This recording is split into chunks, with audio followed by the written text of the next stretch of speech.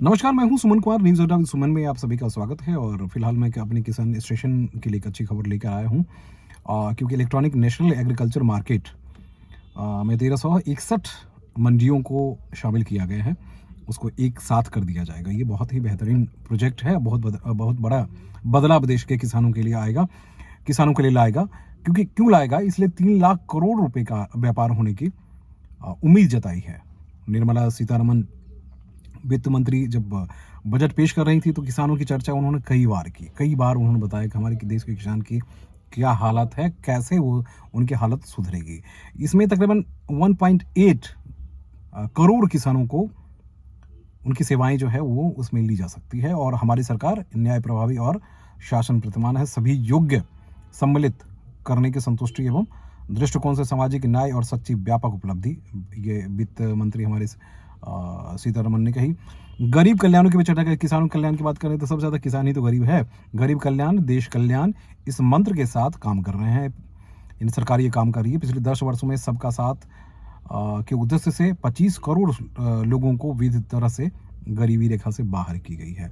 बहरहाल किसानों को हम चर्चा इसलिए कर देते हैं कि किसान भाई सबसे ज़्यादा परेशान हैं। और किसान भाई परेशान भी क्यों ना हो, क्योंकि उनको उनकी लागत के मुताबिक आमदनी नहीं मिलती है। हाँ, इस सरकार ने उनकी एमएसपी, मैक्सिमम सपोर्ट प्राइस जो है, मिनिमम सपोर्ट प्राइस जो है, उसको बढ़ाकर काफ़ी आगे बढ़ा दिया है। बावजूद इसके फ़ायदा क्यों नहीं हो रहा है? क्योंकि उर्वरक की कीमत बढ़ी है। उसके बाद उर्वरक का इस्तेमाल को लेकर जो काफ़ी सारी चीज़ें भ्रांतियाँ रही है, उसको भी ख़त्म करने की ज़रूरत है। तो इसलिए मुझे लगता है कि किसान भाई को भी ध्यान देने की ज़रूरत है। इसमें 11.8 करोड़ किसानों को हर साल पीएम किसान सम्मान योजना का लाभ मिला है।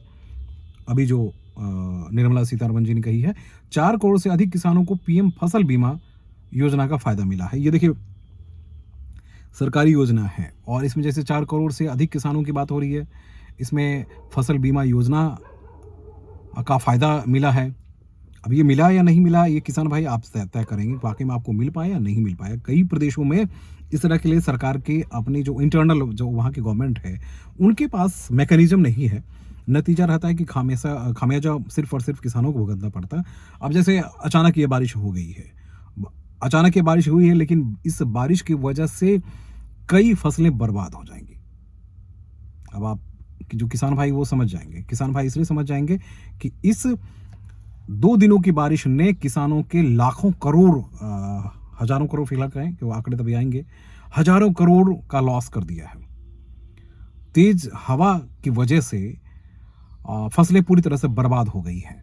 तो ऐसे में ये बीमा योजना जो है आपको, आपके लिए बहुत ज़्यादा फायदा पहुंचा सकती है। तो इस योजना को अगर आप सही ढंग से इम्प्लीमेंट करवाने में कामयाब होते हैं तो बहुत अच्छी बात है और इसका बहुत वाकई फ़ायदा होता है।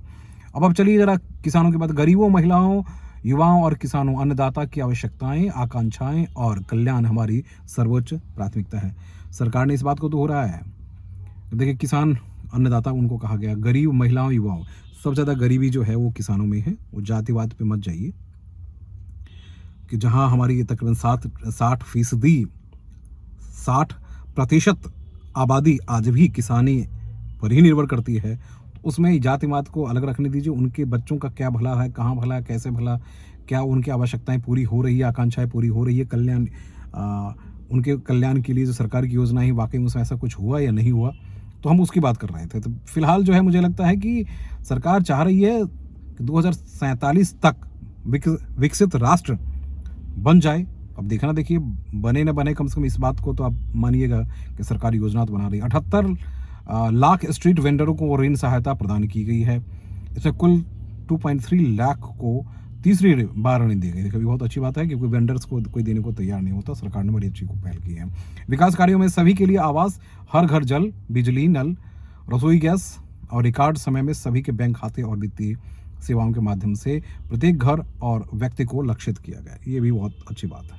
मुझे लगता है कि इसका फ़ायदा हमें आपको वाकई में होगा और होना भी चाहिए क्योंकि सरकार जब योजनाएं चलाती है तो कई बार योजनाओं को लागू करने में जो स्थानीय सरकार, प्रदेश सरकार है, वो कहीं ना कहीं विफल रहती है और नतीजा ये होता है कि बजट जो है वापस आ जाता है। तो आज की जो भी हम चर्चा कर रहे थे उसमें कई सारी ऐसी चीज़ें हैं जिसमें बजट वापस ना आए, इसलिए केंद्र सरकार ने बहुत सारी ऐसी पहल की है। तो चलिए, पिछले 10 वर्षों में भारतीय अर्थव्यवस्था में अभूतपूर्व परिवर्तन आया है। 2014 में देश की भारी चुनौतियों का सामना करना पड़ रहा था। सरकार ने उन चुनौतियों पर काबू पाया है, संरचनात्मक सुधार किए, जनहितैषी सुधार किए गए हैं, तो ये भी अच्छी बात है।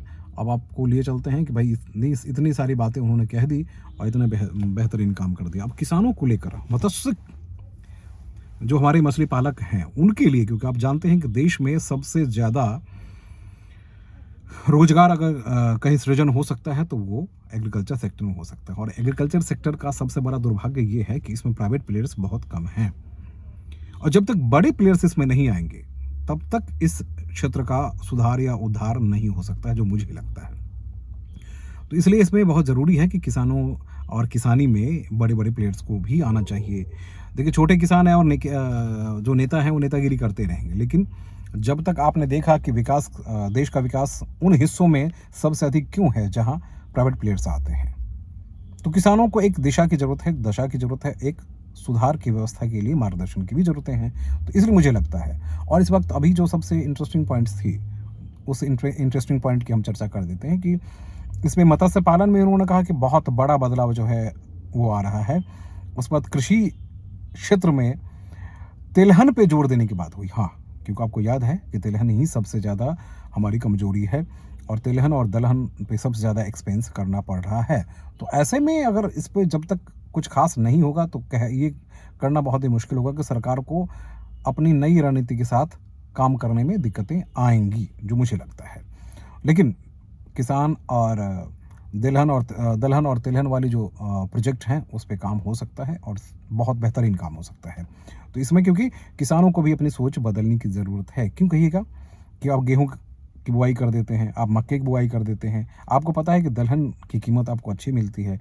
हाँ, उसमें जिस तरीके से मंजे होने चाहिए वो उस तरीके से नहीं होते, क्योंकि दलहन और तिलहन के लिए आपने उतनी तैयारी करी ही नहीं। आपको लगता है कि वो सिर्फ दाल और तेल है, हमें भोजन के लिए ज़्यादा चाहिए। लेकिन आजकल भोजन के लिए हमारे पास अन्न भंडारण में इतनी ज़्यादा गेहूँ, मक्के और धान भरे पड़े हैं कि हमें सिर्फ और सिर्फ तिलहन की ज़रूरत है और दलहन की ज़रूरत है। तो उसमें किसान भाइयों को सोचने की ज़रूरत है, और मुझे लगता है कि आने वाले दिनों में किसान ज़रूर इस पे चर्चा करेंगे, सोचेंगे, और अपने आप को हॉर्टिकल्चर सेक्टर में आपको प्रवेश करना पड़ेगा। अगर आप अपनी आर्थिक स्थिति बेहतर करना चाहते, देश की आर्थिक स्थिति बेहतर, प्रदेश की आर्थिक स्थिति बेहतर करना चाहते हैं, तो आपको चाहिए आप खाने के लिए ही उतना ही उगाइए जितने की आपकी ज़रूरतें हैं, और अब आप कमाने के लिए करिए।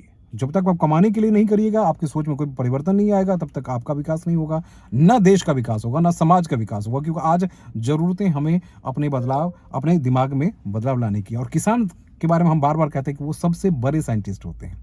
हर साल वो रिसर्च करते हैं, कहाँ, ज़मीन पे। ज़मीन उनकी माँ है, लेकिन आज माँ बीमार है।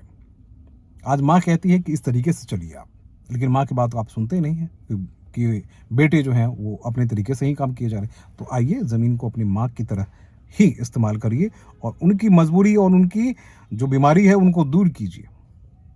फिर देखिए कि आपके जीवन में कितना बड़ा बदलाव आएगा। नमस्कार।